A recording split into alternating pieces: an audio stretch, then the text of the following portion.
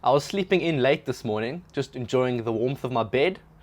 I kept hearing the doorbell ringing and I thought, who the heck could that be? And look what it is, it's a new gun. This one's a little bit different. You'll see why once I start getting into it. Let's open him up and then let's talk a bit about this gun.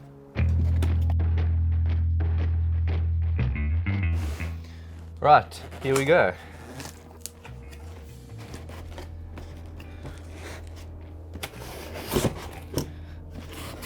Let me turn this around so you can see it.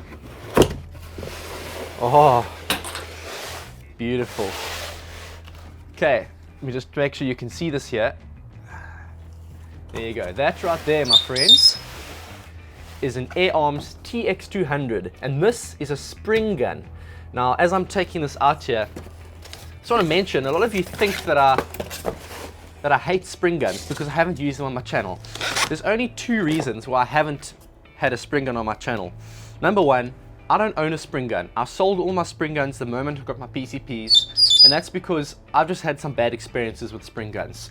The spring guns I've had in the past have been bad quality guns, inconsistent, violent to shoot, inaccurate, and it kind of put me off that. When I got my first PCP, I thought there'd be no going back. And then obviously once you start building up a collection of PCPs, you don't really think about, even though it's cheaper, you don't think about spending money on a Springer because you kind of have everything you need. But when I saw this, when I visited the AirArms factory last year, I just saw the brilliant craftsmanship, this checkering on the side, or this fish scale checkering.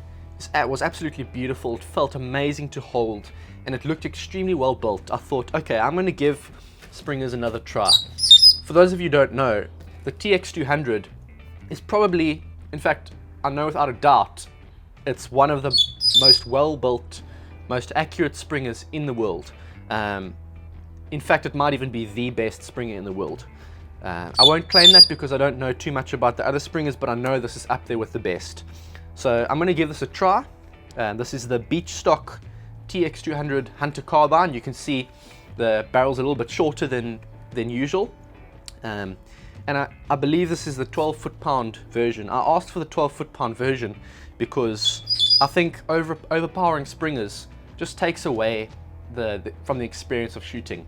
The more power you want out of a Springer, the more powerful your spring has to be inside. That just makes the gun violent to shoot, makes it extremely hold sensitive, and you'll just lose all your accuracy. Thank you for that contribution, Obi. This is Obi-Wan, my parrot, Obi-Wan Kenobi. Most of you won't have met him before. It's my best friend. Hey, little guy. Back to talking about the gun. If you feel this trigger, it feels really up to standard with all the PCP triggers out there. In the past, the triggers on the Springers I've had have been really terrible, one-stage triggers that feel really hard to pull, and just you have no idea when they're going to break. It makes it incredibly difficult to shoot with them. This feels really, really good. The loading mechanism, I wanted to go with an underlever air rifle, an underlever Springer, because I am of the opinion that your barrel should always be fixed on any gun. The break barrel air rifles, to have a barrel that's constantly being moved, that's being torqued all the time, the barrel over time can bend, it's not ideal. You want to have your barrel fixed. So the underlever, although maybe slightly heavier, is the ideal way to go. I know AirArms also makes the Pro Sport with the underlever in the bottom here. It looks really nice. The only reason I went with this one over the Pro Sport is because of this beautiful checkering. There's just something about these fish scales and the engravings here that's really beautiful. And I suppose I should explain why there aren't any instruction manuals or anything like that in the box. Simple reason for that. When I was in the UK last year, I met up with Kai up Bryn, and we actually got this exact gun from AirArms. We were planning to go do some hunting with it, and then in the 2-day time period that we had, we got totally rained out. We never even got a chance to pull the trigger. And I just asked AirArms afterwards, I said, I would really like to be sent even the same gun that we were using back there. I didn't need a new gun, I just wanted the same gun to take out and to just give a try in the field. So this is that gun. It's not new, but it's in perfect condition. It's been well looked after by Kai. Looking forward to taking it out and taking some shots with it. I'm going to put a scope on this guy, get shooting with him. It's really a fantastic gun. As I said, 12 foot-pound gun is the one I wanted to go for.